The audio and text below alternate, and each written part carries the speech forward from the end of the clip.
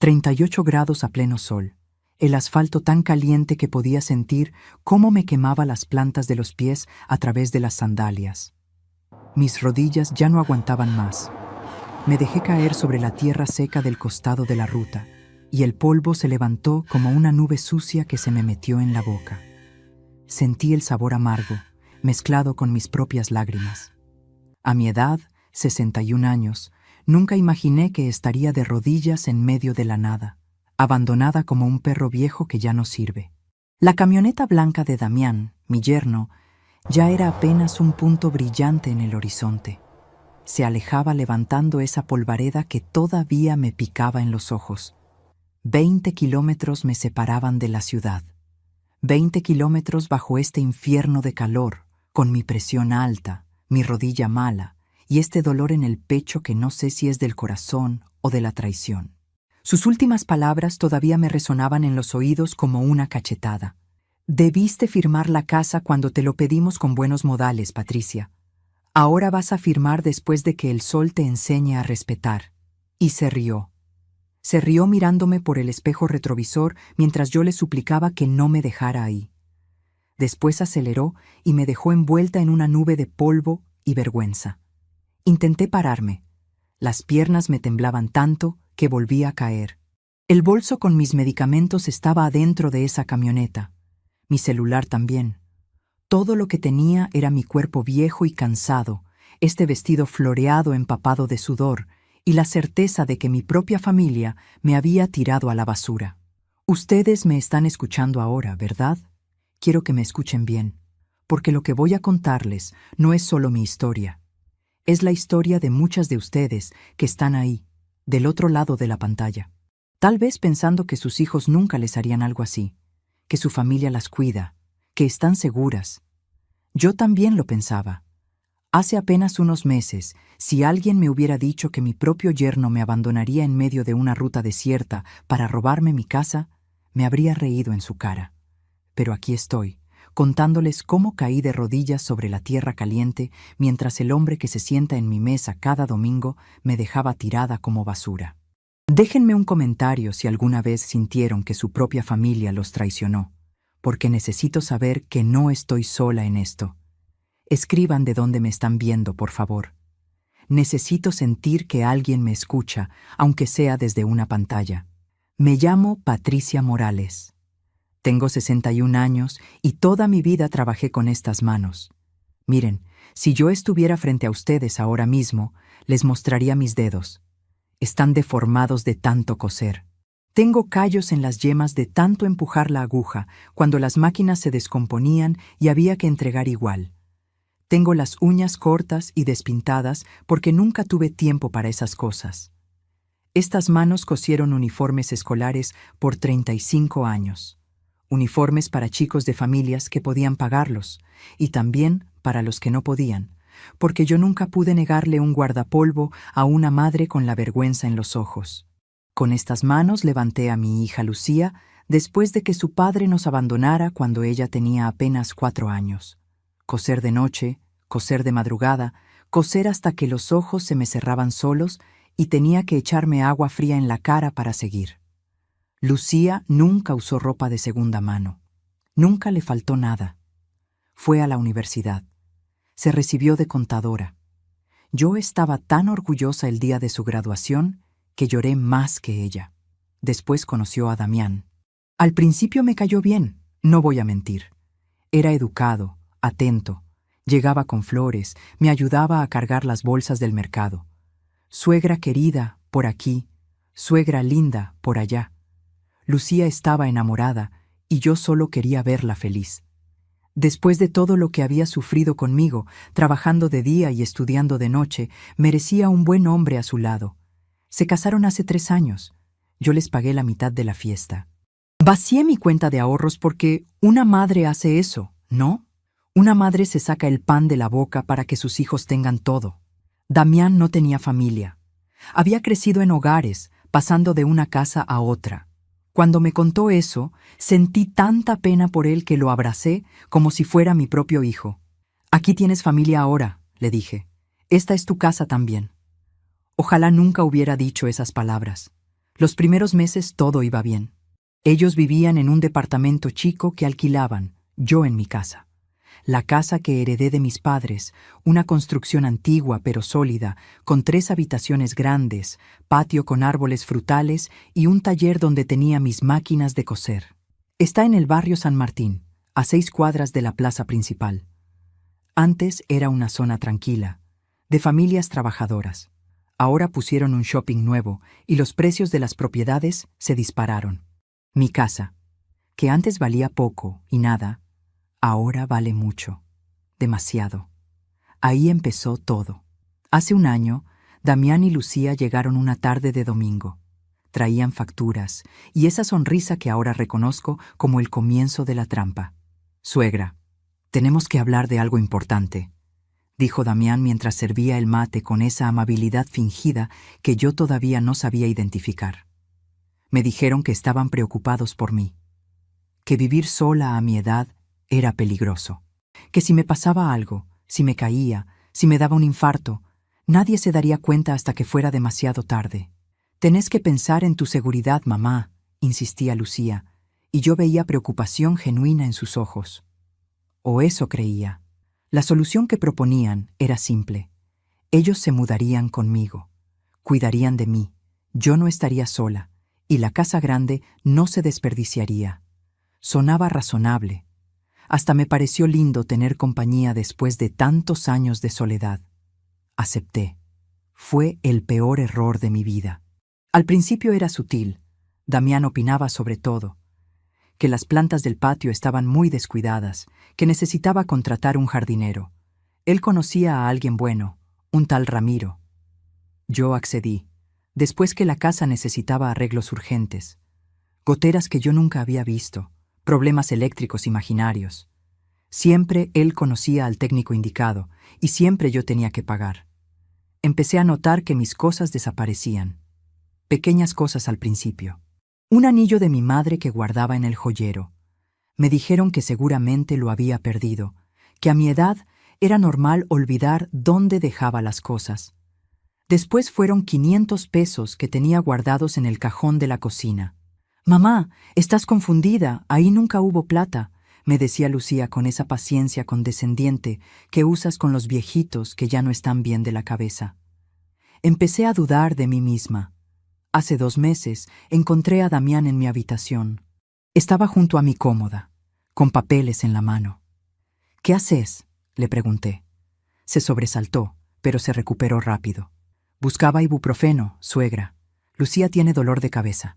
Mi botiquín está en el baño, no en mi cuarto». Pero no dije nada.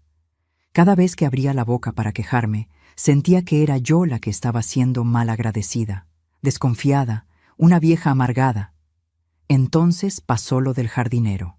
Ramiro era un hombre callado, de unos 40 años, que venía 2 veces por semana a cuidar el jardín. Hacía bien su trabajo y nunca me molestaba. Un día, Damián llegó gritando. Había desaparecido plata de su billetera, decía. 1,500 pesos, y acusaba a Ramiro. «Ese tipo anda fisgoneando por toda la casa, suegra. Yo lo vi». Llamé a Ramiro esa misma tarde y lo despedí por teléfono. Él intentó explicar algo, decir que era mentira, pero yo no lo escuché. Colgué sintiendo que había hecho lo correcto, protegiendo mi casa de un ladrón. Dios mío, qué equivocada estaba. Después de despedir a Ramiro, las cosas empeoraron. Damián ya no se molestaba en disimular. Necesitaban que yo firmara unos papeles, decían, para proteger la casa en caso de que algo me pasara, para que todo quedara en orden, y Lucía no tuviera problemas cuando yo faltara. Hablaban de mi muerte como si fuera algo inminente, como si ya estuviera con un pie en la tumba. Me negué a firmar. Ahí se les cayó la máscara. Las discusiones se volvieron diarias. Damián me gritaba que era una desagradecida, que ellos habían dejado su vida para cuidarme y así les pagaba. Lucía lloraba, diciendo que solo querían lo mejor para mí, que por qué no confiaba en mi propia hija. Me sentía acorralada en mi propia casa. Empecé a encerrarme en mi habitación, a comer cada vez menos porque las cenas eran campos de batalla. Hace una semana tenía turno con el cardiólogo. Mi presión había estado alta y necesitaba control. Damián se ofreció a llevarme. Lucía tiene que trabajar, suegra. Yo te llevo, no hay problema. Me pareció raro que fuera tan amable después de días de guerra fría, pero necesitaba ir al médico. Subí a la camioneta esa mañana sin saber que estaba subiendo a mi propia trampa. Salimos de la ciudad por la Ruta 6. El consultorio del cardiólogo estaba en el centro, a 15 minutos de casa. Pero Damián tomó la dirección contraria. ¿A dónde vamos?, pregunté. Un atajo, dijo sin mirarme. No era ningún atajo. Manejó y manejó hasta que la ciudad desapareció detrás de nosotros y solo quedó la ruta vacía, campos secos a los costados y ese sol implacable de enero cayendo como plomo derretido sobre el techo de la camioneta. Empecé a asustarme. Damián, esto no está bien. Tenemos que volver. Él seguía manejando en silencio, con las manos apretadas al volante y una sonrisa que me heló la sangre. Finalmente frenó, en medio de la nada. Solo la ruta, el campo vacío y el silencio. Se dio vuelta para mirarme y vi en sus ojos algo que nunca había visto antes. Algo frío, algo cruel. «Bájate», me dijo. «¿Qué?» «Que te bajes del auto. Vas a caminar hasta la ciudad. 20 kilómetros son buenos para pensar, para reflexionar sobre tu terquedad». No podía creer lo que estaba escuchando. «Damián, por favor. Hace 38 grados. Soy una mujer mayor. No puedo...» «Deberías haber firmado cuando te lo pedimos con buenos modales, Patricia. Ahora vas a firmar después de que el sol te enseñe a respetar. ¡Bájate!». Me quedé paralizada.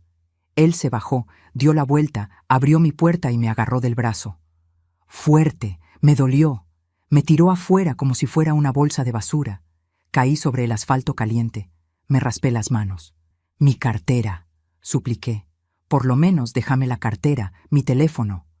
«No necesitas nada de eso, solo necesitas pensar». Cerró la puerta, se subió y arrancó.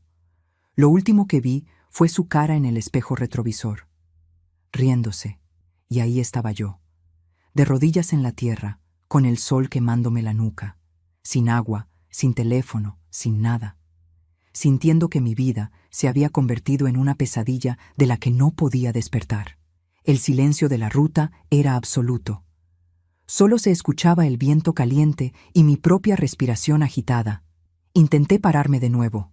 Esta vez lo logré, aunque las piernas me temblaban tanto que pensé que volvería a caer. Miré hacia ambos lados de la ruta. Nada, ni un auto, ni una casa, solo el calor, el asfalto interminable y la certeza de que iba a morir ahí. Empecé a caminar. Cada paso era una tortura. Las sandalias me lastimaban, la garganta me ardía de sed, y ese dolor en el pecho se hacía cada vez más fuerte. 15 minutos caminando bajo ese sol y sentía que me iba a desmayar. Entonces escuché un motor. Me di vuelta. Una camioneta vieja se acercaba levantando polvo. Levanté la mano, desesperada. «Por favor, Dios, que pare. Que alguien me ayude». La camioneta frenó a mi lado. La ventanilla bajó. Y cuando vi quién era el conductor, el mundo se me detuvo. Era Ramiro, el jardinero que yo había despedido por ladrón hacía apenas un mes. Me quedé ahí parada, con el sol quemándome la espalda, mirando a Ramiro a través de esa ventanilla polvorienta. Él me miraba sin decir nada. Yo esperaba ver odio en sus ojos. Esperaba que arrancara la camioneta y me dejara ahí como venganza por haberlo acusado de ladrón. Lo hubiera merecido. Pero lo que vi en su cara no fue odio. Era algo peor. Era lástima. «Suba, señora Patricia», me dijo finalmente, abriendo la puerta del acompañante. No tenía fuerzas para sentir vergüenza. Me subí a esa camioneta como pude, las piernas temblándome tanto que casi me caigo de nuevo. El interior olía a tierra mojada y yerba mate. Había una Virgen de Luján colgada del espejo retrovisor y un termo en el piso. Cosas simples, cosas honestas. Ramiro arrancó sin decir nada más. Puso el aire acondicionado al máximo y ese aire fresco me golpeó la cara como una bendición. Cerré los ojos y empecé a llorar. No pude evitarlo. Lloré todo lo que había estado conteniendo, la humillación, el miedo, la traición. Lloré por todo. Él me dejó llorar. No dijo esas cosas que dice la gente cuando no sabe qué decir. Solo manejaba en silencio mientras yo me deshacía en ese asiento gastado de su camioneta. Cuando finalmente pude hablar, lo primero que salió de mi boca fue: «Perdón». «¿Perdón por qué?», preguntó él sin sacarle los ojos al camino. «Por haberte despedido, por creerles a ellos, por pensar que vos eras el ladrón cuando…». La voz se me quebró otra vez. Cuando el ladrón estaba adentro de mi casa. Ramiro suspiró hondo. Apretó el volante con esas manos grandes, trabajadas, de hombre que se gana el pan con el sudor de su frente. «Señora, lo que tengo que contarle no le va a gustar, pero tiene que saberlo». Y ahí, en esa camioneta vieja que se bamboleaba por la ruta, Ramiro me contó la verdad. Él no había robado nada. Nunca. Lo que sí había hecho era ver cosas que no debería haber visto. Un día, mientras regaba las plantas del patio, escuchó a Damián hablando por teléfono. Estaba en el taller, donde yo guardaba mis papeles importantes. Ramiro escuchó claro. «Sí, tengo acceso a los documentos. La vieja confía en mi mujer. Es cuestión de tiempo». Ramiro no entendió bien qué significaba eso, pero algo le hizo ruido. Empezó a prestar atención. Vio cómo Damián entraba a mi habitación cuando yo salía a hacer compras, cómo revisaba mis cajones, cómo fotografiaba papeles con el celular. Un día lo vio con mi escritura de la casa en las manos. La estaba escaneando con el teléfono. Ramiro alcanzó a ver que también tenía algo más, un papel en blanco con mi firma abajo. Solo mi firma. Nada más. «Él tiene su firma en un papel en blanco, señora Patricia», me dijo Ramiro, y esas palabras me cayeron como un baldazo de agua helada. «Puede poner lo que quiera arriba de esa firma, puede hacer que usted firme cualquier cosa sin que usted lo sepa». Me agarré del tablero de la camioneta. Sentí que me iba a desmayar. ¿Cómo consiguió mi firma? Eso no lo sé. Pero ese día que lo vi con los documentos, me descubrió. Me dijo que si abría la boca, él se encargaría de que nadie me creyera, que yo era solo el jardinero y usted le creería a él antes que a mí. 2 semanas después, me acusó del robo de esa plata que seguramente nunca existió. Y usted me despidió. La culpa me apretó el pecho como un puño gigante. «Ramiro, yo no sabía». «Yo…». «Lo sé, señora. Por eso nunca le guardé rencor. Pero cuando la vi ahí tirada en la ruta, supe que las cosas se habían puesto feas. Y supe que tenía que ayudarla. Ahora vamos directo a la comisaría. Usted va a denunciar todo. El abandono de persona, el intento de estafa, todo». Me quedé en silencio el resto del camino, mirando por la ventanilla cómo los campos se convertían en casas, las casas en calles, las calles en mi ciudad. Y mientras miraba, mi cabeza viajó muy lejos, al pasado. A todos esos momentos en los que debería haberme dado cuenta. A todas esas señales que ignoré. Recordé la primera vez que Damián mencionó mi casa.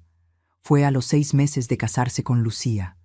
Estábamos cenando un domingo, los 3, como hacíamos siempre. «Qué casa hermosa tenés, suegra», dijo mientras miraba alrededor.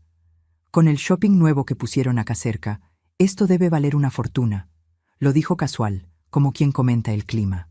Pero Lucía le clavó una mirada seria y él cambió de tema rápido.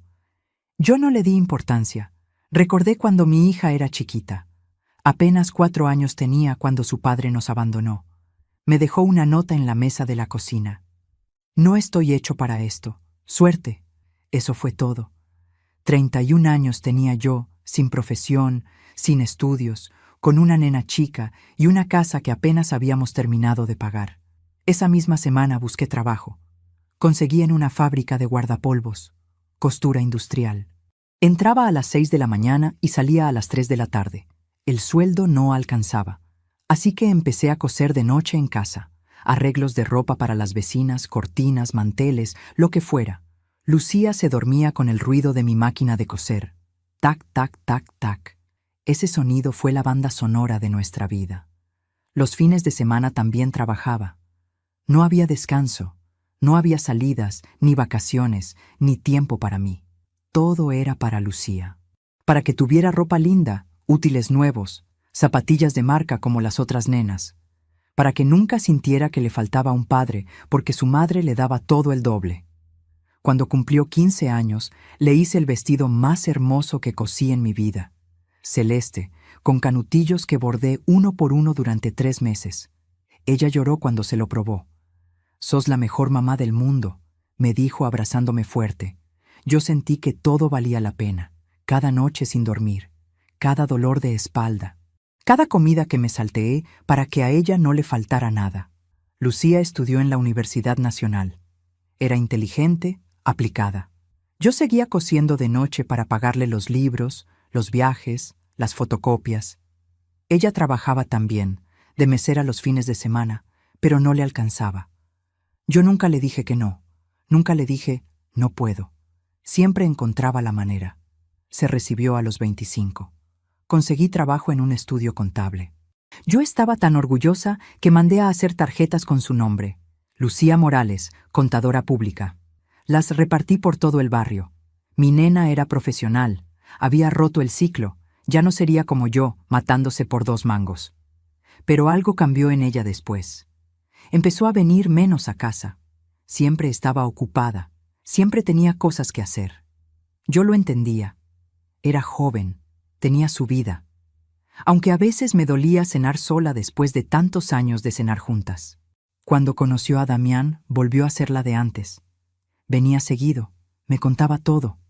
Estaba enamorada. «Mamá, este es diferente, este sí se queda», me decía con los ojos brillantes. Y yo quería creerle porque ya había sufrido demasiadas idas en su vida. Su padre que se fue, 2 novios anteriores que la dejaron. Merecía que alguien se quedara. Damián era encantador al principio. Me preguntaba por mi día, se interesaba por mis cosas. «Contame de tu trabajo de costurera, suegra. Debe ser fascinante». Nadie nunca había usado la palabra fascinante para describir mi trabajo. Me sentí vista, importante. Cuando anunciaron el casamiento, yo tenía ahorrados 50,000 pesos. Era todo lo que había juntado en 10 años, guardado en una caja de lata debajo de mi cama. Plata para emergencias, para cuando me pusiera muy vieja y no pudiera trabajar más. Pero cuando Lucía me dijo que la fiesta costaba 100,000 pesos y que apenas tenían la mitad, no lo dudé. Le di mis 50,000. «Es para tu felicidad, mi amor», le dije. Ella lloró y me abrazó fuerte. «Te lo voy a devolver, mamá, te prometo». Nunca me devolvió nada. La boda fue hermosa. Lucía estaba radiante. Damián lloraba en el altar. Parecía sincero. Yo también lloré, pero de felicidad. Mi hija tenía su final feliz. Yo podía descansar tranquila sabiendo que alguien la cuidaría. Qué tonta fui. Los primeros meses después de la boda, todo parecía bien. Ellos venían a almorzar los domingos. Damián me ayudaba con algunas cosas de la casa. Cambió una canilla que perdía, arregló una ventana. «Esto está muy viejo, suegra. Algún día va a tener que hacer refacciones grandes». Lo decía como consejo, no como amenaza. Todavía no. Después empezaron los comentarios sobre mi edad. «Tenés que cuidarte más, mamá. Ya no sos joven. ¿Te acordaste de tomar la presión? ¿No te parece peligroso vivir sola a tu edad?» Al principio me parecía que era preocupación genuina. Ahora entiendo que era otra cosa. Estaban plantando semillas, semillas de miedo, semillas de dependencia. Cuando me dijeron que querían mudarse conmigo, yo lo vi como algo lindo, compañía después de tanto silencio, alguien que estuviera ahí si me pasaba algo. Lucía insistió mucho. «Mamá, vos nos criaste sola, ahora déjanos cuidarte a vos». Y esas palabras me llegaron hondo, porque es verdad, estaba cansada, cansada de estar siempre sola, cansada de cenar mirando la pared, cansada de que cada dolor me hiciera pensar, ¿y si me pasa algo y nadie se entera? Acepté. Les di la habitación más grande. Les hice lugar en el placard. Vacié 2 estantes de la cocina para sus cosas. Les entregué mi espacio, mi privacidad, mi paz. Todo. Los primeros días fueron lindos. Cenábamos los 3 juntos. Mirábamos tele en el sillón. Lucía me hacía mates mientras yo cosía. Parecía una familia de verdad. Pero de a poco, muy de a poco, las cosas empezaron a cambiar. Damián empezó a opinar sobre mis gastos. ¿Necesitabas comprar ese dulce de leche caro? ¿Suegra? Hay marcas más baratas. ¿Para qué compraste flores? Es tirar la plata. Yo me sentía cuestionada en mi propia casa, pero no decía nada. No quería problemas. Después fueron mis horarios. ¿Vas a poner la tele tan fuerte? Yo tengo que trabajar mañana temprano. ¿Otra vez vas a coser hasta tarde? El ruido de la máquina no me deja dormir. Me empecé a sentir como una extraña en mi propio hogar, como si yo fuera la que estaba invadiendo el espacio de ellos. Lucía empezó a cambiar también. Se volvió más distante, más fría. Si yo le pedía algo, suspiraba antes de responder. Si le contaba algo, miraba el celular sin prestarme atención. Mi hija, que había sido mi compañera de vida, se estaba convirtiendo en otra persona delante de mis ojos. Una noche, escuché que discutían en su habitación. Yo estaba en la cocina preparando el mate de la mañana. Escuché la voz de Damián clara. Tenés que convencerla. Es ahora o nunca. Los precios están subiendo y no podemos perder esta oportunidad. Y después la voz de Lucía, más bajita. No sé si está bien, Damián. Es mi madre. Y él, tu madre que te usó toda tu vida. Te hizo trabajar desde pendeja mientras ella se quedaba con toda la plata. ¿O te olvidaste? Esas palabras me partieron el alma. ¿Así veía ella su infancia? ¿Como explotación? Yo que me maté trabajando para que no le faltara nada. Yo que me sacrifiqué cada día de mi vida por ella. Esa noche lloré en mi cama y empecé a preguntarme, ¿habré hecho algo mal? ¿Habré sido una mala madre sin darme cuenta? ¿La habré lastimado de alguna manera que yo no veo? La culpa se instaló en mi pecho y ya no se fue más. Cada vez que me miraba al espejo, veía una mujer vieja, inútil, que había fracasado como madre. Porque si mi propia hija creía eso de mí, tal vez era verdad. Ahora, sentada en la camioneta de Ramiro, con esas palabras todavía resonando en mi cabeza, me di cuenta de que la culpa era justo lo que ellos querían. Querían que me sintiera mal, que dudara de mí misma, que creyera que no merecía nada, ni siquiera mi propia casa. Llegamos a la comisaría. Ramiro estacionó y me miró serio. Señora Patricia, lo que viene ahora no va a ser fácil, pero tiene que ser fuerte, tiene que contar todo. Asentí. Pero cuando bajé de la camioneta y me vi reflejada en el vidrio de la puerta de la comisaría, vi lo que era, una mujer mayor, despeinada, con el vestido sucio de tierra, los ojos hinchados de llorar. Una víctima. Y algo dentro de mí se rebeló contra esa imagen. No quería ser una víctima. Ya no más. Entramos. El oficial de guardia me miró con cara de fastidio, como si lo estuviera molestando en medio de algo importante. ¿Qué se le ofrece? Vengo a hacer una denuncia, dije, y me sorprendió lo firme que sonó mi voz. Mi yerno me abandonó en medio de la ruta, bajo 38 grados de temperatura, para obligarme a firmar mi casa. Y creo que está falsificando documentos. El oficial levantó las cejas. Agarró una lapicera. Siéntese, vamos a tomar su declaración. Y ahí, en esa comisaría que olía a café viejo y formularios, empecé a contar mi historia. Pero mientras hablaba, sonó mi teléfono. No, mi teléfono no. Me di cuenta que Ramiro sacó su celular y me lo estaba mostrando. En la pantalla, un mensaje. Era de un número que no conocía, pero el contenido me heló la sangre. Patricia ya firmó. Mañana a primera hora hacemos la transferencia de la propiedad. Gracias por tu ayuda. Igual te deposito tu parte. El mensaje iba dirigido a alguien más, pero había llegado al número equivocado. Y tenía una foto adjunta. Era una foto de un documento. Mi escritura. Con una firma abajo que parecía mía, pero que yo nunca había puesto ahí. Levanté la vista del teléfono y miré al oficial. Se apure con esa denuncia, le dije. Porque mañana a primera hora me van a robar la casa. El oficial me miró como si le hubiera dicho que los extraterrestres iban a invadir la ciudad. Señora, cálmese. Vamos paso por paso. No hay tiempo para ir paso por paso, le dije mostrándole el celular de Ramiro con el mensaje. Mire esto. Mañana a primera hora van a intentar transferir mi propiedad con documentos falsos. Tenemos que hacer algo ahora. Él miró la pantalla entrecerrando los ojos. Leyó el mensaje 2 veces. Después miró la foto del documento. Su expresión cambió. Ya no era el oficial aburrido que me había atendido. Ahora estaba serio. ¿De dónde salió este mensaje? Ramiro se adelantó. Llegó a mi teléfono por error hace media hora. Parece que pusieron mal un número. Iba dirigido a otra persona, pero nos llegó a nosotros. El oficial se rascó la barbilla. Esto es grave. Si lo que dice es cierto, estamos hablando de abandono de persona, coacción, falsificación de documentos privados e intento de estafa. ¿Tiene idea de quién más puede estar involucrado además de su yerno? Ahí me di cuenta de algo que me revolvió el estómago. Mi hija, Lucía. Ella tiene que saber. Ella vive conmigo. Ella vio todo. Decir esas palabras en voz alta fue como tragarme un cuchillo. Una cosa es sospecharlo en tu cabeza, otra muy diferente es decirlo en una comisaría, delante de un extraño. Tu propia hija, la persona que pariste, que criaste, que amaste más que a tu propia vida. Ella sabía. Ella era parte de esto. El oficial me hizo sentar. Me trajo un vaso de agua.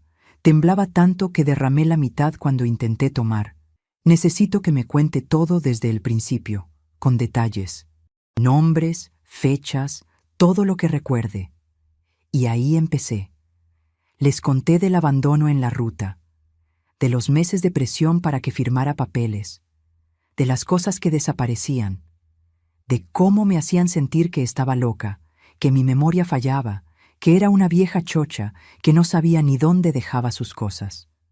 Les conté de Ramiro, de la acusación falsa, de cómo lo despedí sin escucharlo.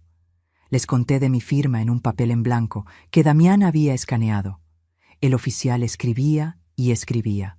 Cada tanto levantaba la vista y me miraba con una mezcla de profesionalismo y pena. Ramiro estaba a mi lado, callado, pero su presencia me daba fuerzas. No estaba sola. Por primera vez en meses no estaba sola. Señora Patricia, voy a necesitar que se quede a declarar formalmente. Esto va a tomar un rato. También vamos a tener que secuestrar ese teléfono, dijo señalando el celular de Ramiro, como prueba del mensaje.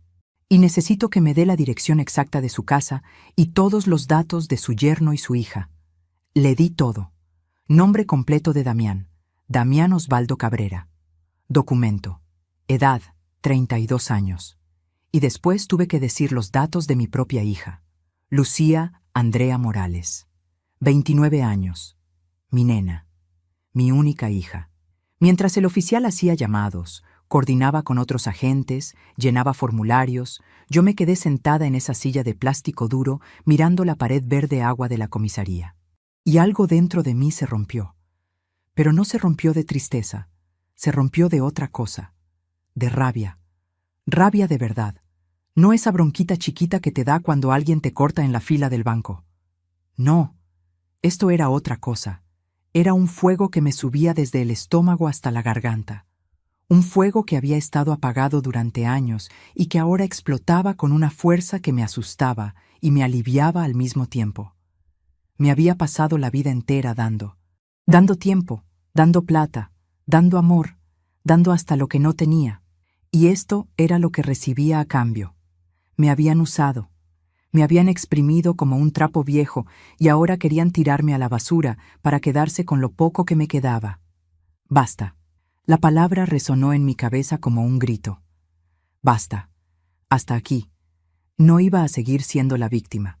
No iba a seguir llorando y pidiendo perdón por existir.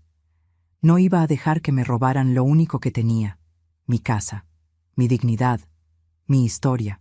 Esa casa la habían pagado mis padres trabajando toda su vida. Yo la había mantenido cosiendo hasta sangrarme los dedos. No era solo una propiedad, era mi vida entera convertida en paredes y techo, y no se la iban a llevar. El oficial volvió a mi lado. Señora, ya activamos un protocolo.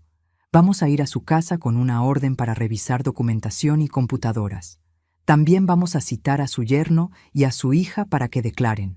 Pero necesito que entienda algo. Usted no puede volver a esa casa esta noche. Es peligroso. Ellos no saben que usted está acá.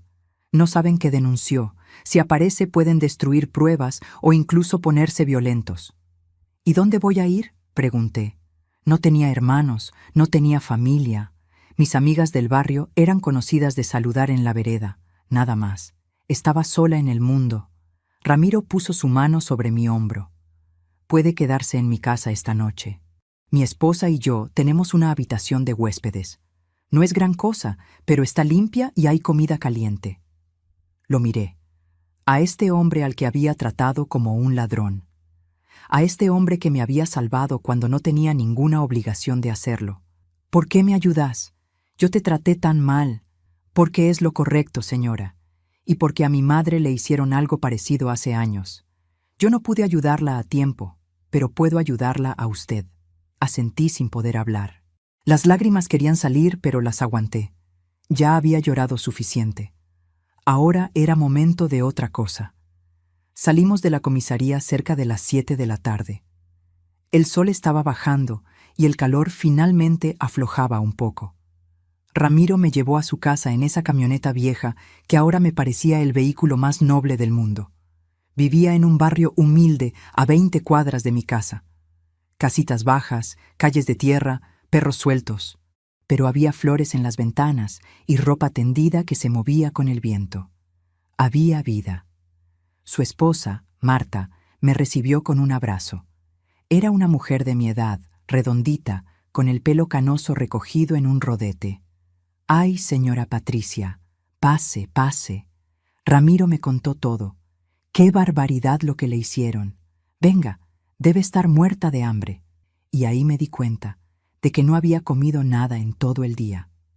El estómago me dolía del hambre, pero también de los nervios. Marta me sirvió un plato de guiso de lentejas con chorizo que olía a gloria. Me senté en esa mesa de fórmica gastada y comí despacio, sintiendo cómo cada bocado me devolvía un poco de humanidad. Después de cenar, Marta me mostró la habitación. Era chiquita, con una cama de una plaza, un crucifijo en la pared y cortinas de flores. Sencilla, honesta. La ropa de cama está limpia. Si necesita algo en la noche, golpee nomás. Yo tengo el sueño liviano. Me quedé sola en esa habitación. Me senté en el borde de la cama y miré mis manos.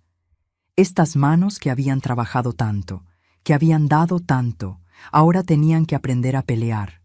Pero no iba a pelear gritando, no iba a hacer escándalos, iba a hacer algo peor, iba a usar la ley, iba a usar la verdad, iba a mostrarles a todos quiénes eran realmente Damián y Lucía, y lo iba a hacer fría, calculada, sin drama, porque yo había aprendido algo en todos estos años.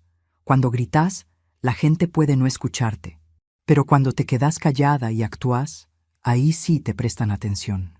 Esa noche casi no dormí. Pensaba y pensaba. Mañana a primera hora ellos iban a intentar transferir la casa, pero el oficial me había dicho que ya habían alertado al registro de la propiedad. Si alguien intentaba hacer una transacción con mi propiedad, iba a saltar una alerta automática. Los iban a agarrar con las manos en la masa. Pero yo necesitaba más.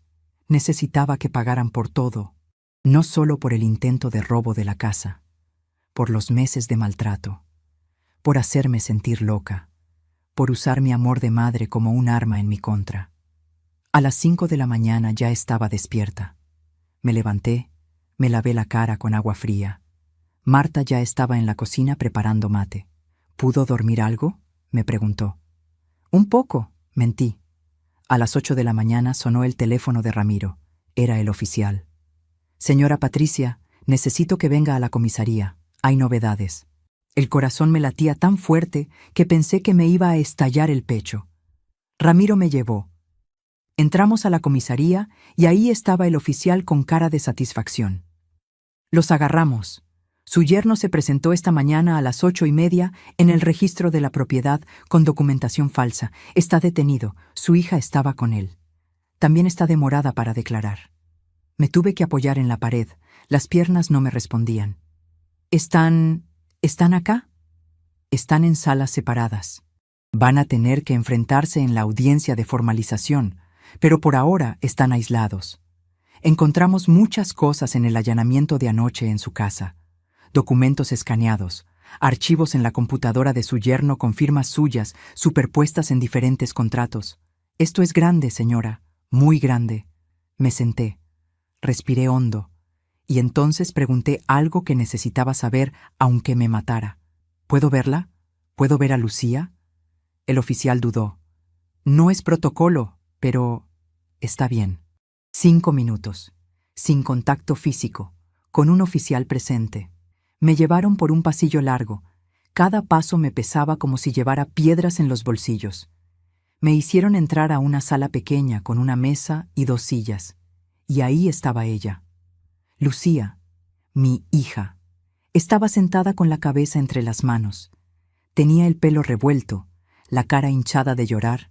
Todavía llevaba la ropa del día anterior. Cuando me vio entrar, se paró de golpe. Mamá, esa palabra. Esa maldita palabra que había sido lo más lindo de mi vida, ahora me sonaba falsa, vacía. No me digas, mamá, le dije con una voz que no reconocí como mía. Fría, dura. Las madres se llaman así cuando las hijas las quieren, no cuando las venden. Mamá, por favor, déjame explicarte. No es lo que parece. Yo no quería, fue Damián. Él me convenció, me dijo que vos ibas a estar mejor, que iba a estar mejor abandonada en una ruta bajo 40 grados de calor, que iba a estar mejor sin casa, sin nada.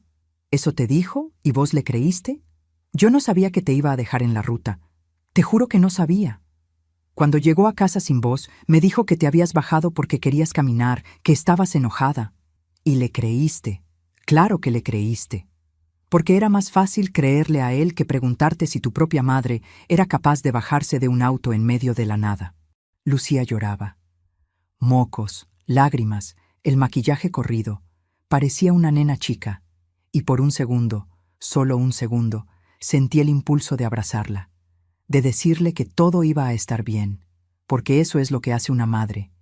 Eso es lo que hice toda mi vida. Pero esta vez no. Mamá, por favor, perdóname. Yo fui una idiota. Me dejé llevar. Damián me llenó la cabeza con cosas.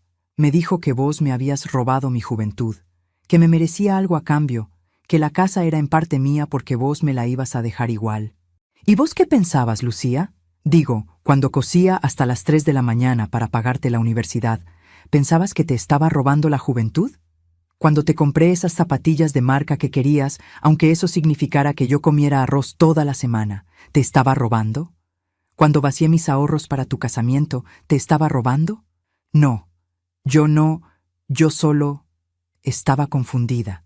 No, no estabas confundida. Estabas siendo una hija de puta. Disculpa la palabra, pero no encuentro otra. Y lo peor no es que me quisieras robar la casa. Lo peor es que me hiciste sentir loca. Me hiciste dudar de mí misma. Me hiciste creer que estaba enferma, que mi cabeza no funcionaba bien. Eso no te lo voy a perdonar nunca. Me di vuelta para irme. Ella gritó detrás de mí. Mamá, no me dejes, te necesito. Me detuve en la puerta. No me di vuelta. Solo dije, yo también te necesitaba, toda mi vida te necesité, pero vos elegiste a él. Ahora bancátela. Salí de esa sala con las piernas temblando pero con la cabeza en alto. El oficial me esperaba afuera. ¿Está bien, señora? Sí, dije. Y era verdad. Por primera vez en meses estaba bien. Necesito que haga algo más, le dije. Necesito ir a mi casa, con custodia policial si es necesario. Tengo que sacar documentos importantes. Y tengo que hacer un llamado. Media hora después, estaba entrando a mi casa acompañada de 2 oficiales. Todo estaba como lo había dejado, pero ahora lo veía diferente. Ya no era mi hogar. Era un campo de batalla. Y yo había empezado a pelear. Fui directo a mi habitación. Abrí el cajón donde guardaba mis papeles importantes. Escritura de la casa, documentos personales, libreta de ahorro. Todo estaba ahí, menos una cosa, la copia de mi testamento. Sonreí. Así que eso también lo habían robado. Mejor, porque el testamento que ellos tenían era viejo. Hacía 3 meses que había hecho uno nuevo, sin que nadie lo supiera, en el que cambiaba todo. Ese documento lo tenía mi abogado. Un abogado que contraté justamente porque algo me decía que las cosas se iban a poner feas. A veces los viejos no somos tan tontos como creen. Agarré el teléfono de línea y marqué un número que conocía de memoria. Contestaron al tercer ring. Estudio Jurídico Palacios. Buen día. Habla Patricia Morales. Necesito hablar con el doctor Palacios urgente. Dígale que ha llegado el momento de activar todo lo que hablamos. El doctor Palacios llegó a mi casa en menos de una hora. Era un hombre de 60 y tantos años, con el pelo completamente blanco y anteojos de marco grueso. Lo había conocido 3 meses atrás, cuando algo en mi cabeza me dijo que necesitaba protegerme. Esa vocecita interior que una aprende a escuchar con los años. Señora Patricia, me saludó estrechándome la mano. Lamento que las cosas hayan llegado a este punto, pero me alegro de que haya actuado a tiempo. Traje toda la documentación que me pidió. Nos sentamos en mi propia mesa de cocina, la misma donde había compartido tantas cenas con Damián y Lucía, donde me habían hecho sentir que estaba loca, donde me habían presionado para firmar papeles que nunca firmé. Ahora esa mesa era mi cuartel general. El doctor Palacios sacó una carpeta marrón de su maletín. Esto es copia del testamento nuevo que hicimos hace 3 meses. En él, usted deja su propiedad a una fundación de apoyo a mujeres mayores víctimas de violencia familiar. Su hija y su yerno no heredan absolutamente nada. También tengo aquí las constancias de los movimientos de su cuenta bancaria que pedimos al banco. Cada extracción sospechosa está marcada. Y tengo esto. Sacó un sobre cerrado. Las grabaciones. Se me cortó la respiración. Había olvidado las grabaciones. 4 meses atrás, cuando el doctor Palacios me había sugerido protegerme legalmente, también me había recomendado algo más: grabar las conversaciones en mi propia casa. No era ilegal, me explicó, porque era mi propiedad y yo tenía derecho a grabar lo que ocurría en mi hogar. Me había dado un pequeño dispositivo de grabación que parecía un cargador de celular común. Lo había enchufado en el living, donde ellos se sentaban a hablar por las noches. Durante 3 meses grabé todo, hasta pocos días antes de que Damián me abandonara en la ruta. Y después le entregué el dispositivo al doctor Palacios para que guardara las pruebas en lugar seguro. Hay material muy comprometedor aquí, dijo el abogado con tono serio. Conversaciones donde su yerno habla específicamente de falsificar su firma, donde su hija menciona que usted es un estorbo y que sería mejor que firmara rápido, donde planean qué hacer con el dinero de la venta de la casa una vez que se la quiten. Todo está grabado con fecha y hora. Me temblaban las manos. Una parte de mí no quería escucharlo. No quería confirmar que mi propia hija había dicho que yo era un estorbo. Pero la otra parte, la parte que había nacido ayer en esa ruta desierta, necesitaba saberlo todo. ¿Qué hacemos con esto?, pregunté. Lo entregamos a la fiscalía como prueba. Con las grabaciones, el mensaje que llegó al teléfono del señor Ramiro, los documentos falsificados que encontraron en el allanamiento y su testimonio, el caso contra su yerno es sólido. Va a ir preso, señora Patricia. No hay dudas. En cuanto a su hija, depende de qué tanto pueda probar la fiscalía que ella participó activamente o si solo fue cómplice por omisión. Pero como mínimo va a tener antecedentes penales. Asentí. Me dolía. Dios sabe cuánto me dolía, pero había tomado una decisión. No iba a ser víctima nunca más. Hay algo más que necesito que haga, le dije al doctor Palacios. Quiero recuperar cada peso que me robaron, cada extracción sospechosa de mi cuenta. Quiero que los demanden civilmente por daños y perjuicios, y quiero que se sepa públicamente lo que hicieron. El abogado me miró con algo parecido al respeto. Eso se puede hacer. Va a ser duro para usted también. Su nombre va a estar en los diarios, la gente va a hablar. Que hablen. Prefiero que hablen de la verdad a que crean que soy una vieja loca. Pasamos las siguientes 3 horas repasando cada detalle, cada documento, cada prueba. Los oficiales que me acompañaban fueron testigos de todo. Firmé declaraciones adicionales. Autoricé al abogado a actuar en mi nombre. Y cuando terminamos, sentí que había movido la primera ficha real en este juego. Una cosa más, me dijo el doctor Palacios antes de irse.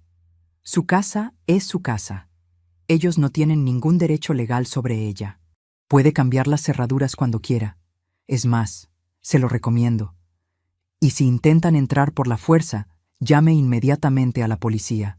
Esa misma tarde llamé a un cerrajero. Don Julio, un hombre mayor del barrio que había arreglado mis cerraduras 1000 veces. Vino con su caja de herramientas y en 2 horas todas las chapas estaban cambiadas. Yo me quedé mirando esas llaves nuevas, brillantes, que solo yo tenía ahora. Eran más que llaves, eran un símbolo. A las 6 de la tarde sonó el teléfono de línea de mi casa. Era un número desconocido que no reconocí en el identificador de llamadas. Atendí. ¿Mamá? Era la voz de Lucía. Sonaba desesperada. Mamá, por favor, necesito hablar con vos. Me dejaron ir con una restricción de acercamiento, pero puedo llamarte. Por favor. ¿Dónde está Damián? Pregunté fríamente. Lo llevaron a tribunales. Va a quedar detenido. Le dictaron prisión preventiva. Mamá, todo se salió de control. Yo nunca quise que las cosas llegaran tan lejos. Tenés que creerme. No tengo que creerte nada, Lucía. Y no te voy a creer. Tuviste 1000 oportunidades de decir basta, de protegerme, de ser mi hija, y elegiste otra cosa. Pero soy tu hija. No podés abandonarme así. La ironía de esas palabras fue como una bofetada. Yo no te abandoné, Lucía. Vos me abandonaste a mí, en el momento en que decidiste que una casa valía más que tu madre. Ahora vas a tener que vivir con eso. Mamá, no tengo a dónde ir. Damián alquilaba el departamento donde vivíamos, no podemos pagar más, no tengo plata, no tengo nada. Ahora sabes cómo se siente. No podés hacer esto, soy tu única hija. Y vos tenés una profesión, sos contadora. Búscate un trabajo, alquilate una pieza, hacé lo que hice yo cuando tu padre me dejó sola con una nena de 4 años. Sobreviví. Y eso que yo no tenía título universitario, vos sí, así que te va a ir mejor que a mí. Escuché que lloraba del otro lado, sollozos desesperados, y una parte chiquita de mi corazón, esa parte que será madre hasta que me muera, se partió. Pero no cedí. No me llames más, Lucía.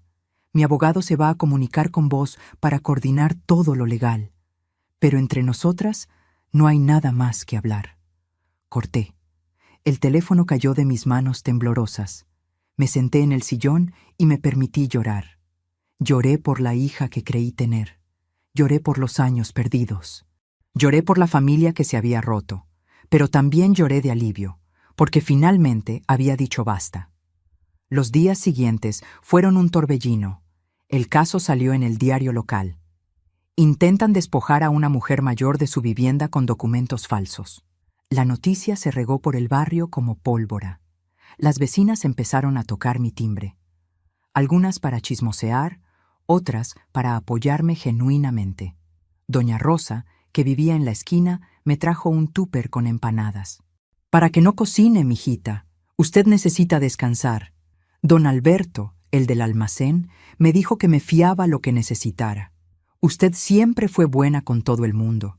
Ahora nos toca a nosotros cuidarla. Me sorprendió darme cuenta de que tenía más apoyo del que pensaba, que no estaba tan sola como creía. Mientras tanto, la vida de Damián y Lucía se desmoronaba como un castillo de naipes. Ramiro, que se había convertido en mi aliado inesperado, me mantenía informada de lo que pasaba. Tenía amigos en el barrio donde Damián y Lucía habían vivido.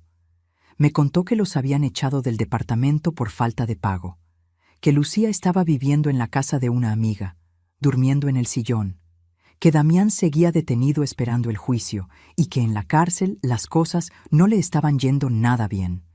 Los presos no perdonan a los que le pegan a los viejos. Tienen sus propios códigos.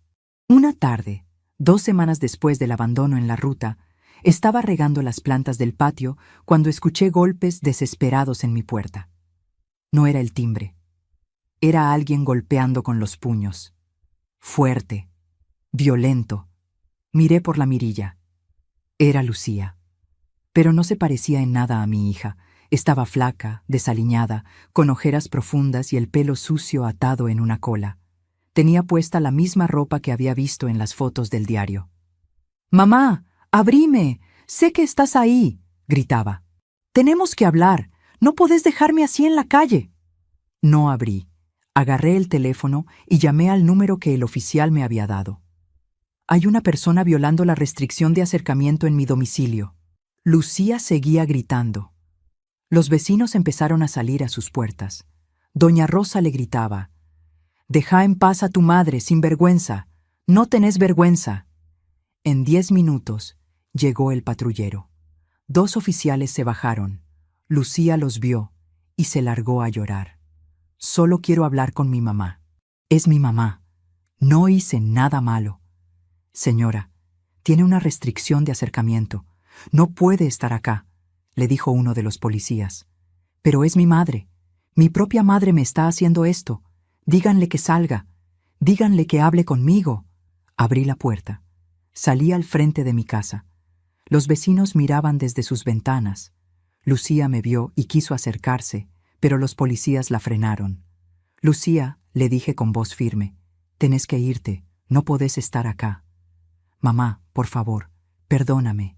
Me equivoqué. Fui una estúpida.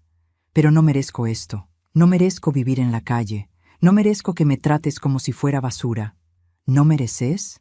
Lucía, vos me dejaste tirada en una ruta desierta. Vos planeaste robarme mi casa. Vos me hiciste sentir loca durante meses. ¿Y ahora me hablas de lo que mereces? Yo no sabía que te iba a dejar en la ruta. Eso fue todo, Damián. Yo solo quería la casa. No quería que te pasara nada malo». «Ah, solo querías la casa. Claro, eso lo hace mucho mejor». Se tapó la cara con las manos. «Tengo hambre, mamá. No tengo plata. No consigo trabajo porque todos saben lo que pasó. Mi cara salió en el diario. Nadie me quiere contratar. No tengo a dónde ir». Y ahí lo vi claro. No estaba arrepentida. Estaba desesperada. No venía a pedir perdón. Venía a pedir que la salvara. Otra vez, como siempre.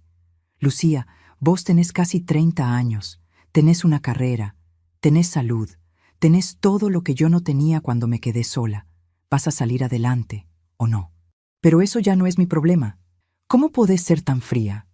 ¿Qué te hice para que me odies tanto?» «No te odio, Lucía. Pero tampoco te voy a salvar. No esta vez. Esta vez vas a tener que salvarte sola». Los policías la tomaron del brazo. «Señora, tiene que retirarse. Si vuelve a violar la restricción, va a quedar detenida». Lucía se dejó llevar. Pero antes de subir al patrullero, se dio vuelta y me gritó: «Esto no va a quedar así. Voy a pelear por lo que me corresponde. Esa casa también es mía. Soy tu hija».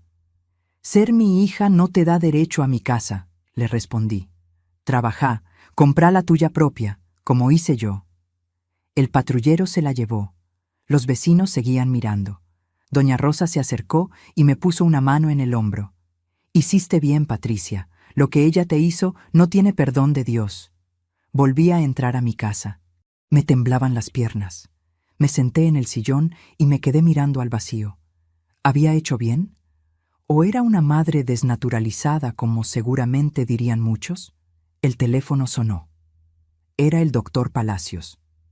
«Señora Patricia, la Fiscalía fijó fecha para la audiencia preliminar. Es en 3 días. Va a tener que ir a declarar y va a tener que enfrentarse cara a cara con su yerno, tal vez también con su hija. ¿Está preparada?» Respiré hondo. «Sí, estoy preparada». «Bien. Porque él va a intentar defenderse.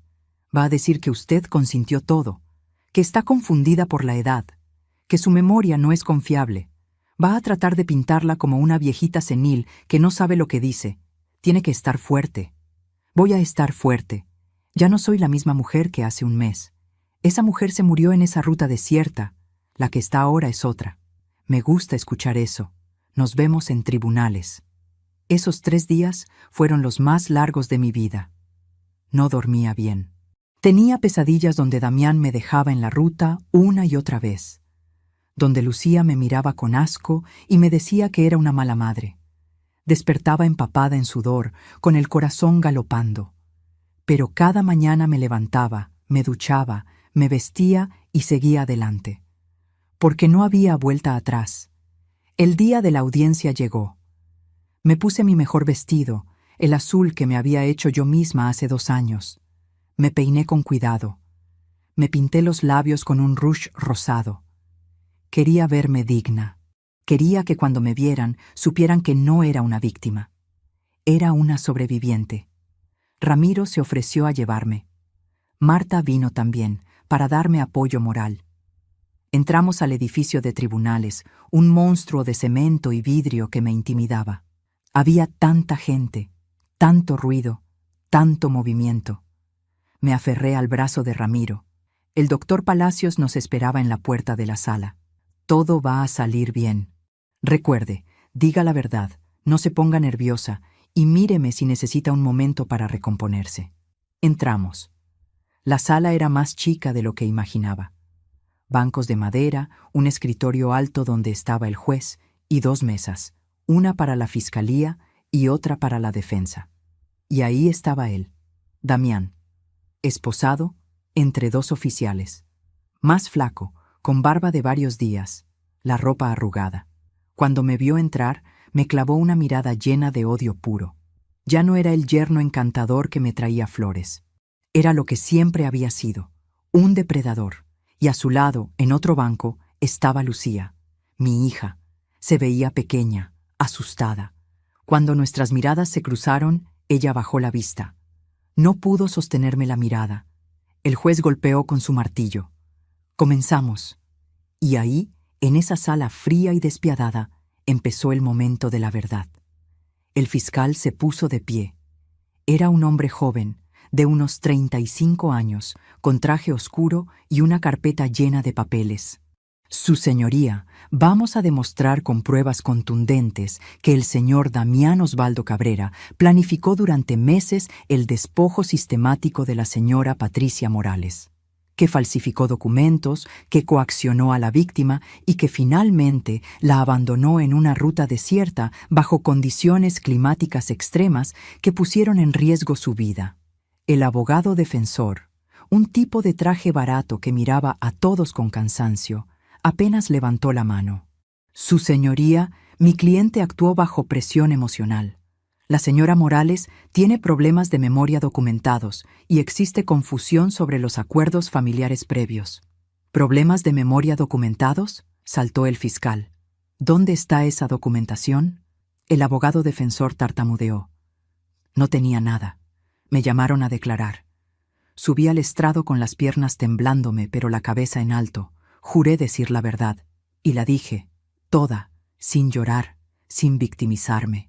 Solo los hechos, uno tras otro, como si estuviera cosiendo una prenda, cada puntada en su lugar, firme, precisa. Conté del abandono, de los meses de manipulación, de las cosas que desaparecían, de cómo me hicieron sentir loca. El fiscal me mostraba documentos, y yo los identificaba. ¿Esta es su firma, señora? No, esa no es mi firma. Se parece, pero no es mía. Después pusieron las grabaciones. Mi propia voz resonó en esa sala, y después la de ellos. La voz de Damián diciendo, «Ya casi está. ¿La vieja va a firmar o va a firmar?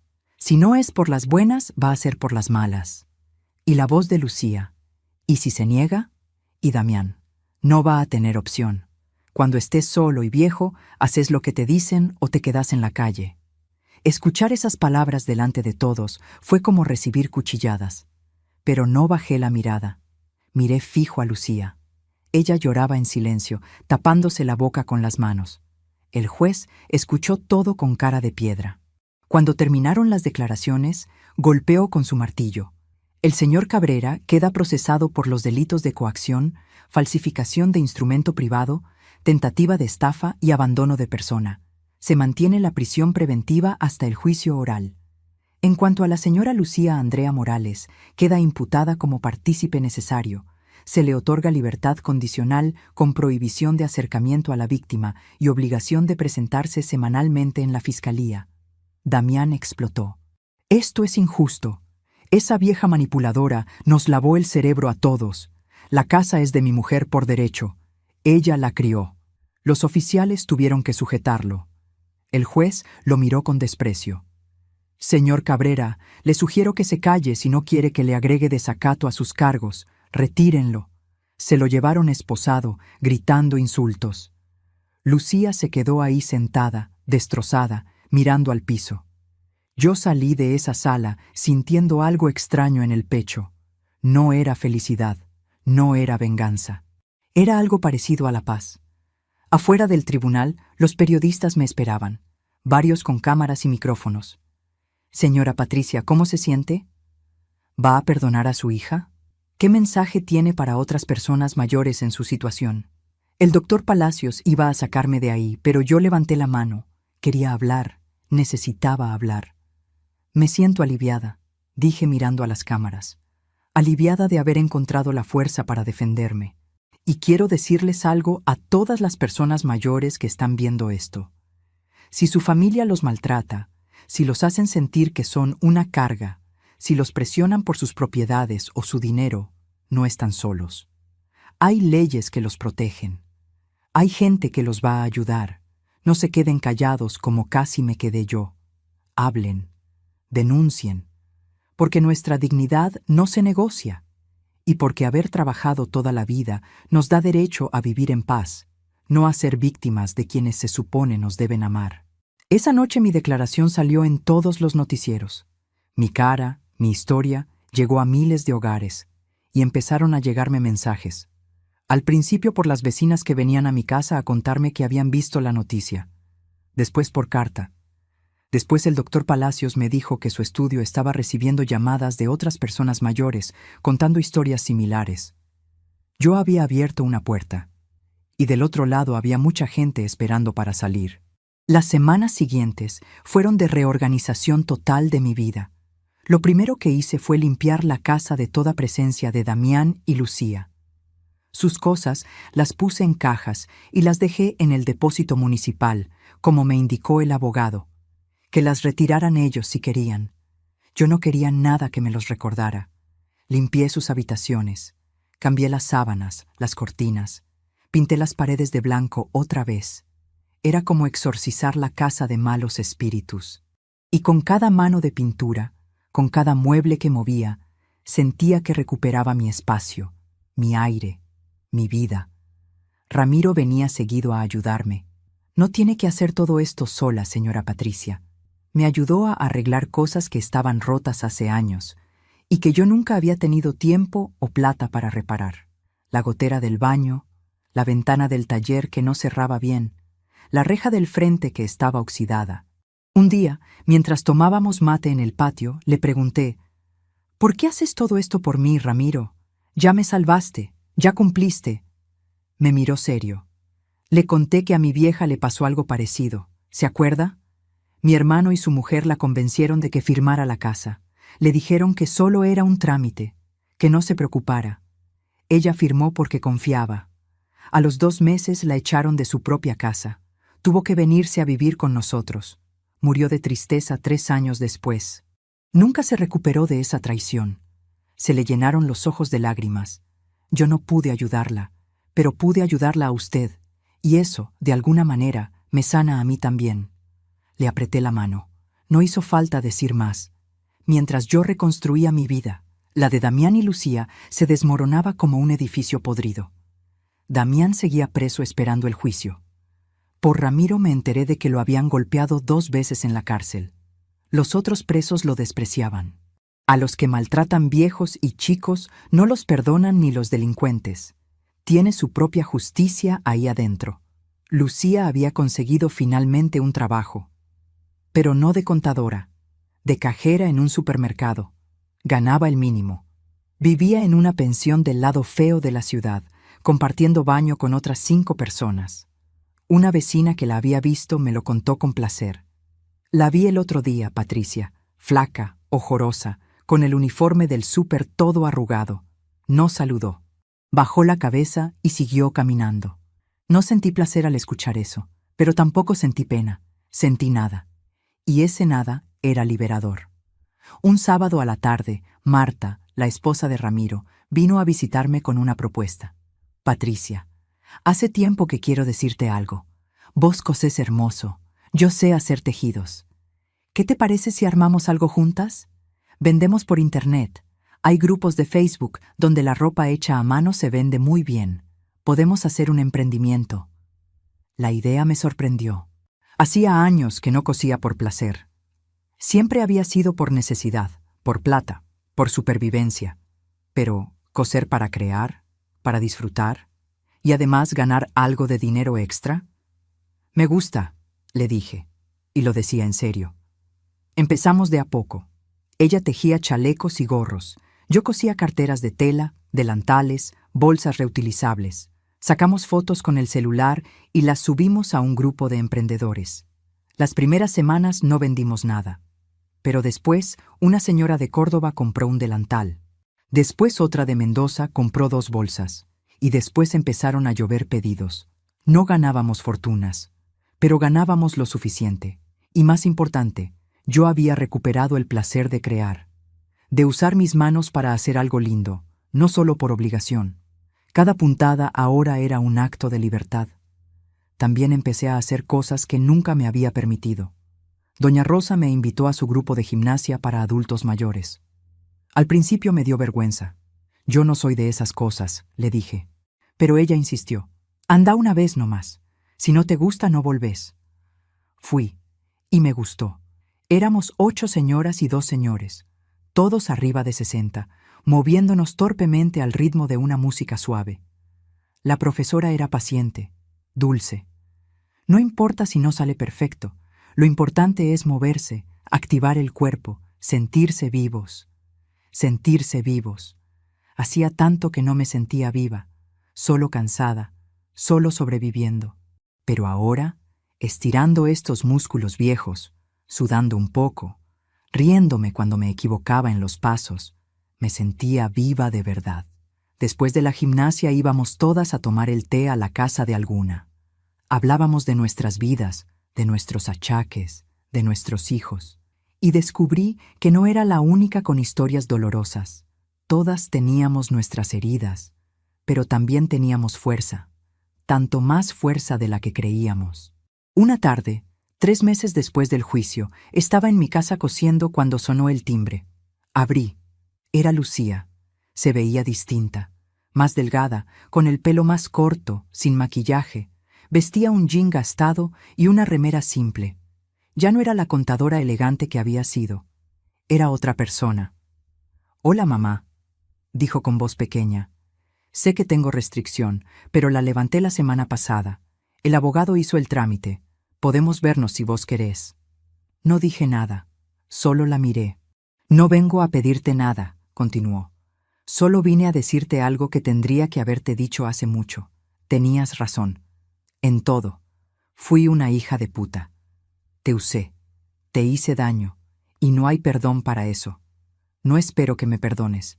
Solo quería que supieras que lo reconozco». «¿Y Damián?», pregunté. «Rompí con él. Hace 2 meses. Fui a la cárcel y le dije que todo había terminado. Que no quería saber nada más de él. Me pudrió la vida. Pero sobre todo, me hizo lastimarte a vos.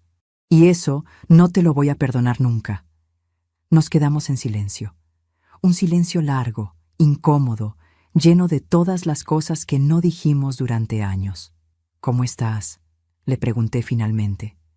«Sobreviviendo. Trabajo en un supermercado. Alquilo una pieza. Como una vez al día, a veces 2 si llego. Pero estoy viva. Y estoy aprendiendo». «¿Aprendiendo qué?». «Que nada es gratis. Que todo lo que tenés lo tenés que ganar con tu propio esfuerzo. Que la plata de otros, aunque sean tus padres, no es tuya.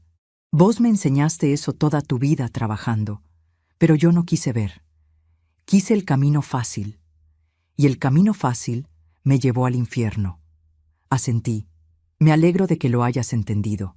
¿Algún día vas a poder perdonarme?». La miré a los ojos. Esos ojos que había visto abrirse por primera vez cuando nació, que había visto brillar de alegría, llorar de tristeza. Esos ojos que ahora me miraban con algo que no había visto en años. Humildad. No lo sé, Lucía. Honestamente, no lo sé. Lo que me hiciste fue muy grave. Me voy a morir con esa herida. Pero veo que estás tratando de cambiar. Y eso vale algo. ¿Podemos vernos de vez en cuando? No para que me ayudes, solo para tomar un café, para hablar, para ver si podemos reconstruir algo». Lo pensé. Una parte de mí quería decirle que no, que se fuera y no volviera nunca, pero otra parte, la parte que la había parido y criado, quería darle una oportunidad. No de volver a ser lo que éramos. Eso estaba muerto. Pero tal vez podíamos construir algo nuevo, algo más honesto.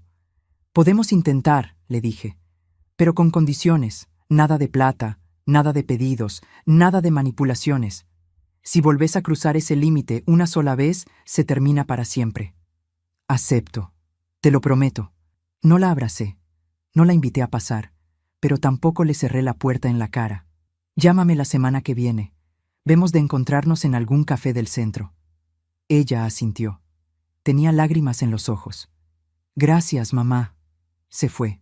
Y yo me quedé en el umbral de mi casa mirando cómo se alejaba por la vereda. Esa noche, Ramiro y Marta vinieron a cenar.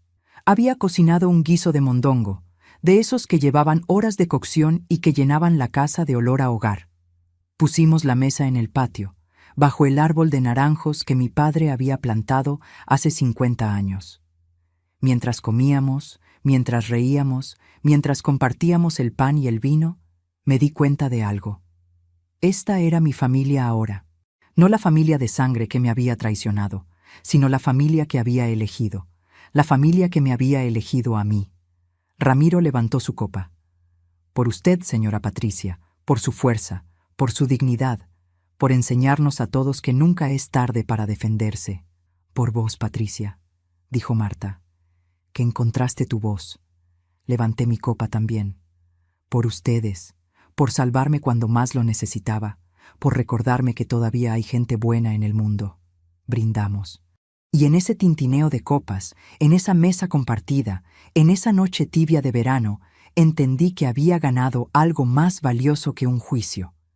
Había ganado mi vida de vuelta, había ganado mi paz, había ganado el derecho a envejecer con dignidad, rodeada de quien yo eligiera, no de quien me exigiera estar. La casa seguía siendo mía, pero más importante, yo seguía siendo mía, 1 año y medio después. Estoy sentada en el mismo patio donde mi padre plantó este naranjo hace tantos años. Es sábado por la tarde y el sol entra tibio entre las hojas. Tengo en las manos una taza de café con leche, todavía caliente, y a mi lado hay una cartera de tela a medio terminar. Una clienta de Rosario me la encargó para el cumpleaños de su nieta. Lleva bordado un girasol. Me va a llevar toda la semana terminarlo, pero no tengo apuro. Ya no vivo apurada. La casa está en silencio, pero no es un silencio que me asusta. Es un silencio que elegí. Un silencio lleno de paz. En la radio de la cocina suena un tango bajito, Gardel cantando sobre volver. Siempre volver. Pero yo aprendí que hay cosas a las que no se vuelve. Y está bien. No todo lo que se rompe se puede pegar. Pienso en todo lo que pasó desde aquel día en la ruta. Parece una vida entera, aunque apenas pasó 1 año y medio. A veces, todavía tengo pesadillas. Me veo de rodillas en la tierra caliente, sintiendo el sol quemándome la espalda, viendo la camioneta de Damián alejarse. Despierto con el corazón acelerado y tardo unos segundos en recordar que estoy en mi casa, en mi cama, a salvo. Que todo eso ya pasó. El juicio terminó hace 1 año. Cuando leyeron la sentencia, él se paró y gritó que todo era injusto, que yo era una vieja manipuladora que les había arruinado la vida. El juez lo mandó callar. Yo lo miré a los ojos por última vez y no sentí nada. Ni odio, ni pena, ni satisfacción. Solo un profundo cansancio de que todo hubiera llegado tan lejos. Lucía recibió 2 años de prisión condicional y trabajos comunitarios. No fue a la cárcel porque el juez consideró que había sido manipulada por Damián, aunque participó activamente. Tuvo que hacer 300 horas de servicio en un hogar de ancianos. Me parece que ahí entendió muchas cosas que yo no pude enseñarle. Nos vemos 1 vez por mes, siempre en un café del centro, nunca en mi casa. Todavía no estoy lista para eso. Tal vez nunca lo esté. Tomamos un cortado, hablamos de cosas superficiales, su trabajo, el clima, alguna noticia. Ella ya no trabaja en el supermercado. Consiguió un empleo en un estudio contable chico. Gana poco, pero es honesto. Vive sola en un departamento de un ambiente que alquila con su sueldo. Me mostró fotos. Es humilde, pero está limpio y ordenado. Tiene una planta en la ventana. La última vez que nos vimos, me trajo algo, un sobre. No lo abras ahora, me dijo. Abrilo cuando llegues a tu casa. Cuando llegué y lo abrí, adentro había 500 pesos y una nota. Es lo primero que puedo devolverte de todo lo que te robé. Va a llevarme años pagarte todo, pero voy a hacerlo, peso por peso, te lo prometo. No sé si algún día voy a perdonarla del todo. Hay heridas que no cierran completamente, solo se vuelven más llevaderas con el tiempo. Pero veo que está intentando, y por ahora eso me alcanza. Lo que más cambió en este tiempo fui yo. Esa Patricia que lloraba de rodillas en la ruta, esa que se dejaba manipular, esa que creía que ser buena madre significaba darlo todo sin esperar nada, murió ese día. La que nació es otra. Una que sabe decir que no. Una que sabe poner límites. Una que entiende que cuidarse a una misma no es egoísmo, es supervivencia.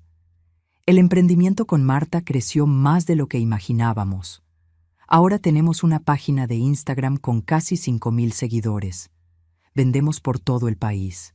Tuvimos que contratar a 2 chicas del barrio para que nos ayuden con los pedidos. No somos ricas, pero ganamos bien. Y lo mejor es que disfrutamos lo que hacemos. Cada prenda que sale de mis manos lleva un pedacito de esta nueva vida que construí. También sigo yendo a gimnasia con las señoras. Doña Rosa se convirtió en una gran amiga. Cuando cumplí 62, me hicieron una fiesta sorpresa. Torta, globos, regalos. Lloré como una nena. Hacía tantos años que nadie me festejaba el cumpleaños. Lucía solía mandarme un mensaje de texto. Damián ni eso. Pero estas señoras, que me conocen hace apenas 2 años, se acordaron.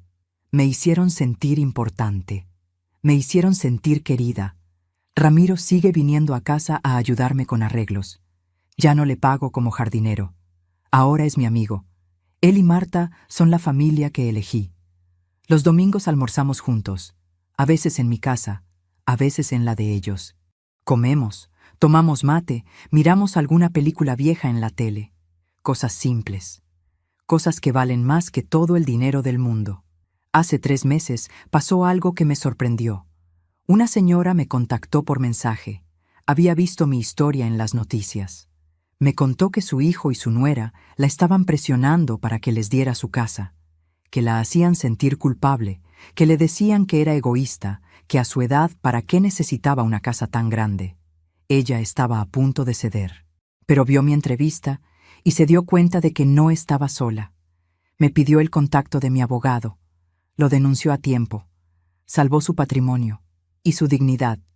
Después vinieron más mensajes, muchos más.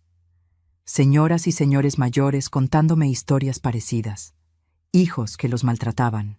Familias que los veían como una carga o como una billetera. Me di cuenta de que yo no era la única, que esto que me pasó a mí les pasa a miles de personas mayores todos los días. Y muchos se quedan callados porque sienten vergüenza, porque tienen miedo, porque piensan que nadie les va a creer. Por eso ahora quiero hablarles a ustedes. ¿Sí? A ustedes que están del otro lado escuchando esta historia. Tal vez se vieron reflejados en algo de lo que conté. Tal vez ustedes también sienten que su familia los presiona, los manipula, los hace sentir mal. Tal vez ustedes también están dudando si denunciar, si poner límites, si decir basta. Déjenme decirles algo que aprendí en este camino. Nunca es tarde para defenderse. Nunca es tarde para recuperar la dignidad. Y nunca están solos. Yo pensaba que estaba sola, que nadie me iba a creer porque era una vieja, pero me equivocaba. Hay leyes que nos protegen, hay gente buena dispuesta a ayudar, hay instituciones, abogados, policías que hacen su trabajo. Solo hay que animarse a hablar. Sé que es difícil, sé que da miedo denunciar a tu propia familia. Yo tuve que denunciar a mi única hija. Créanme que no hay nada más doloroso que eso. Pero ¿saben qué es más doloroso todavía? Vivir con miedo en tu propia casa. Vivir sintiendo que sos una carga. Vivir esperando que te roben lo poco que tenés. Eso es peor que cualquier denuncia. Nosotros, los que pasamos de los 60, trabajamos toda nuestra vida. Nos rompimos el lomo para criar a nuestros hijos, para pagar nuestras casas, para tener algo propio. Merecemos vivir en paz estos años que nos quedan. Merecemos disfrutar de lo que construimos. Merecemos respeto. Y si nuestra propia familia no nos lo da, tenemos todo el derecho de alejarnos. Porque familia no es solo sangre. Familia es quien te cuida, quien te respeta, quien te valora. A veces me preguntan si me arrepiento de haber denunciado a Lucía, si no hubiera sido mejor resolver todo en privado, como se hacía antes, cuando los problemas de familia se quedaban en familia. Y mi respuesta es no.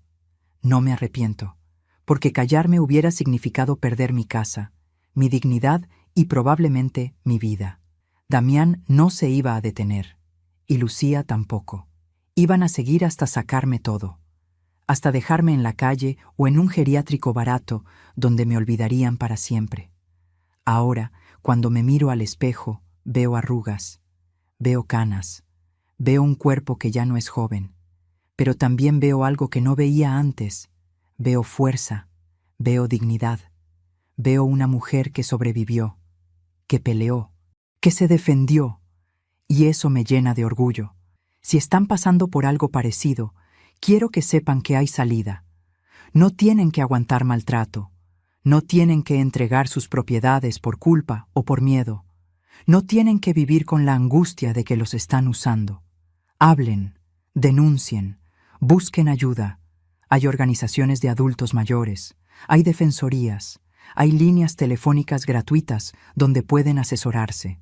El primer paso es el más difícil, pero después de ese paso, todo se vuelve más claro. Y a los hijos que están viendo esto, déjenme decirles algo también. Sus padres no les deben nada. Ya les dieron la vida, ya los criaron, ya hicieron su parte. Si ahora tienen una casa, unos ahorros, una jubilación, eso es de ellos. No es suyo. No tienen derecho a exigirles que se los den. Si ellos deciden compartir, qué lindo. Pero si no, también está bien. Respeten eso, porque el día que ustedes sean viejos, van a querer que sus hijos los respeten a ustedes también. Termino la última puntada del girasol bordado. Me quedo mirándolo. Quedó lindo. La clienta va a estar contenta. Guardo la cartera en una bolsa, la dejo sobre la mesa. Mañana la llevaré al correo. Me levanto, estiro las piernas. Me duelen un poco las rodillas, pero es un dolor conocido, de años. Camino hasta el naranjo y toco su tronco áspero. Este árbol vio toda mi vida. Me vio nacer, me vio crecer, me vio sufrir y ahora me ve renacer. Arranco una naranja madura, la pelo despacio con las manos. El perfume cítrico me llena la nariz. Muerdo un gajo. Está dulce. La vida también puede ser dulce cuando una se da permiso para vivirla. Si mi historia los ayudó de alguna manera, si se sintieron acompañados, si se dieron cuenta de que no están solos, me harían muy feliz compartiendo esto con alguien que lo necesite. Tal vez una amiga, un vecino, un familiar que está pasando por algo similar. A veces una palabra en el momento justo puede salvar una vida.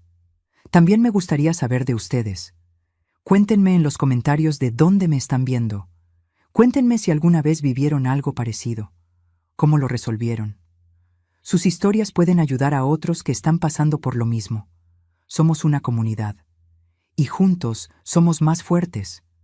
No se olviden de darle me gusta si esta historia los llegó al corazón.